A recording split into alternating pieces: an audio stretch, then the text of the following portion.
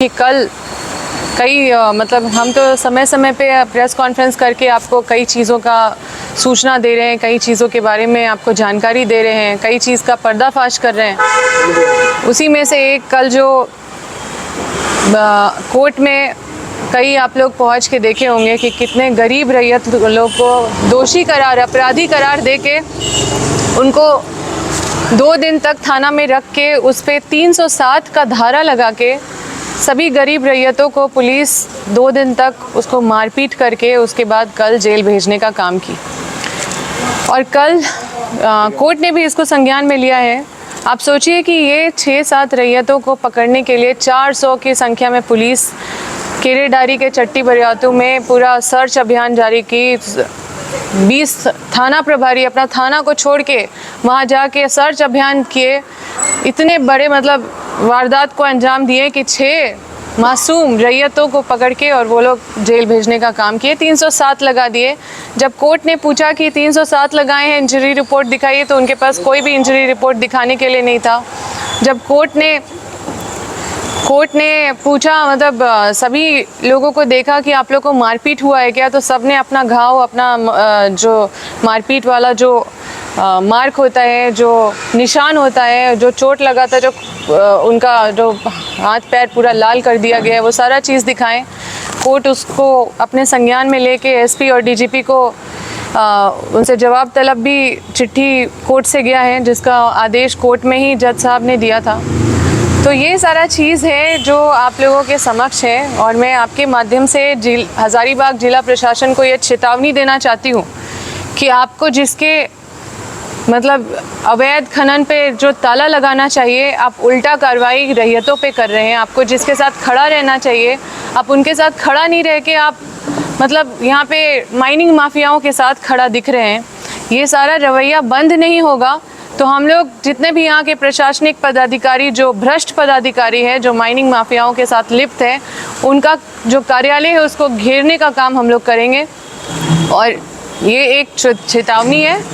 और आप लोग सिविल सोसाइटी है, जो स्टूडेंट है, जो आम लोग हैं, जो ग्रस्त हैं इन सब चीज़ों से, जो विस्थापित लोग हैं, मैं चाहती हूँ कि आप सब एकजुट हो इस अभियान के खिलाफ। क्योंकि जो बाहर से आके कॉरपोरेट माइनिंग माफिया यहाँ पे एक टेरर फैला के रखे हैं, ये एक मतलब माइनिंग टेररिज्म हो गया है, इसको आप यही बोल सकते हैं। और यहाँ पे कंपनी का राज हो गया है, रूल ऑफ कंपनी हो गया है, रूल ऑफ लॉ नहीं हो गया, रूल ऑफ कंपनी है।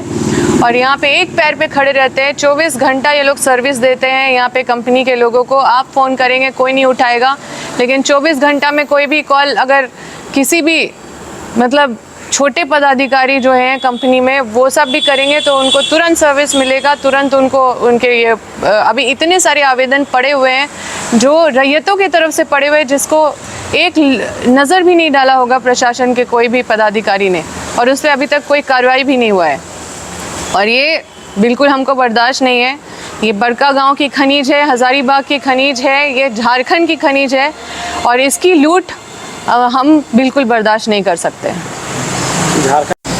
देखिए, मैं साफ स्पष्ट कर देना चाहती हूँ कि इसकी लड़ाई में हर किसी को इसकी गंभीरता को समझने की ज़रूरत है, क्योंकि ये झारखंड की अस्मिता का सवाल है, झारखंड के इज्जत का सवाल है। यहाँ के मतलब आप सोचिए कि यहाँ के जो झारखंडी है, जो जनप्रतिनिधि है, उसको धमकी मिल रही है, इस तरह से धमकी दी जा रही है। उस कॉन्फिडेंस को देखिए। मैं कोई फ़ोन कॉल रिकॉर्ड करती नहीं हूँ, मेरे फ़ोन पे कोई रिकॉर्डर नहीं है, लेकिन मैं बात करी थी, मेरे बगल वाले देखे 1 मिनट से कोई धमकी दे रहा है, तो उनका दिमाग क्या किया कि वो रिकॉर्ड कर लिया। वीडियो रिकॉर्ड है, वो जो हमने पुटअप किया है सोशल मीडिया में, वो वीडियो रिकॉर्ड है। क्योंकि और लकीली ऐसा वीडियो ऐसा चीज़ आ गया।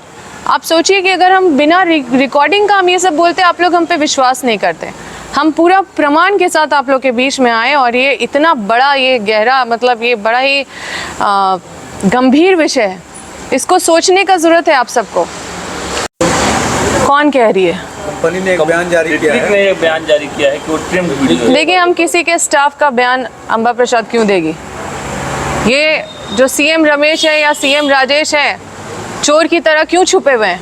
ये आए सामने, और जिस तरह से हमको धमकी दी है सामने, यहाँ झारखंड हज़ारीबाग में हिम्मत है तो खड़े होके आके हमको धमकी देने का कोशिश करे। यहाँ पे हजारीबाग घुस के दिखाएं। इस धमकी के साथ वो आए और हमको सामना करें, नज़र से नज़र मिला के ये करें। वो वहाँ से फ़ोन करके धमकी क्या देते हैं? कोर्ट ने क्या संज्ञान लिया है? कोर्ट ने संज्ञान लिया। एसपी और डीजीपी को कारण पूछा कि क्यों इन लोग के साथ इतना मारपीट किया गया, और इनका जो 307 लगाया गया है इन मासूम रैयतों के ऊपर, वो 307 का अभी भी एक माइनर है जो कस्टडी में है। क्यों है कस्टडी में वो पता कर लीजिए। कितना दिन में छोड़ेंगे, कब जेल पहुंचाएंगे, कितना टॉर्चर करेंगे, क्या उनका कसूर है? आप लोग अगर इनकी आवाज़ नहीं बनेंगे तो कौन बनेगा? आप लोग इनकी आवाज़ को बुलंद करें, समझें इसकी गंभीरता को। ये आज एक मतलब ये एक छोटी चीज़ नहीं है, ये कब आपको भी छूने वाली है ये आपको भी खबर नहीं है। देखिए मैं क्या हैदराबाद देखिए मैं कह रही हूँ ना कि जो भी ये लोग स्टाफ को सिखा के बुला रहे हैं उसका अम्बा प्रसाद, क्यों किसी का स्टाफ का हम आपको जवाब देंगे? हम तो सीधा कह रहे हैं कि चोर जैसा क्यों छुपे हुए हैं? बाहर आके सामने आके अपनी बातों को रखें और बताएं कि क्यों धमकी दिया गया हमको। लोगों को बताएं कि हमको क्यों धमका रहे थे। ये बात सामने आके खुद आए, खुद बोले। आप अपने स्टाफ को कुछ सिखा देंगे और अम्बा प्रसाद उसका जवाब नहीं देगी, ठीक है? उन्होंने डायरेक्ट आपसे हम बोले ना अम्बा प्रसाद किसी के स्टाफ का है कि आप किसी के स्टाफ का जवाब हम नहीं देंगे, और हम सीधा कह रहे हैं कि वो आके खुद बताएं कि क्यों मुझे धमकी दे रहे थे। रमेश और सीएम राजेश की बात कर रहे हैं। अगर वो लोग किसी को कुछ सिखा के बोलेंगे और स्टाफ को भेजेंगे आगे, हम तो सीधा कह रहे हैं कि आप आइए, मीडिया को फेस कीजिए, सामने आइए, हम चुनौती देते हैं। आप आइए और आप सीधा ऐसा बताइए कि आप क्यों धमकी दे रहे थे, उस तरह से क्यों बात कर रहे थे। आपने audio call WhatsApp audio call में आप और अंकित जिस समय सतीश कुमार से बात कर रहे थे, उसी समय आपके पिताजी केरेडारी के उस माइंस में घुसे थे, तो वो ऑडियो कॉल में आप लोग की क्या बात? हम क्या बोल रहे हैं कि हम कोई सतीश को नहीं जानते हैं, और सतीश से मेरा कौन सतीश कौन स्टाफ है, हम सीधा सीएम राजेश और सीएम रमेश की बात करते हैं। और जो मुझे बोलना था हमने प्रेस कॉन्फ्रेंस में आप लोग को प्रमाण के साथ दिखाया, और सारा चीज़ आप लोग सुन रहे हैं, कॉन्फिडेंस देख रहे हैं, धमकी सुन रहे हैं। हमको लगता है इससे स्पष्ट करने वाली चीज़ नहीं है। अगर आज रिकॉर्ड नहीं होता तो आप लोग हमको विश्वास नहीं करते, लेकिन अब रिकॉर्ड करने के बाद भी ये चीज़ों को आप लोग के सामने पेश किए हैं, तो इसकी गंभीरता हमें नहीं लगता है कि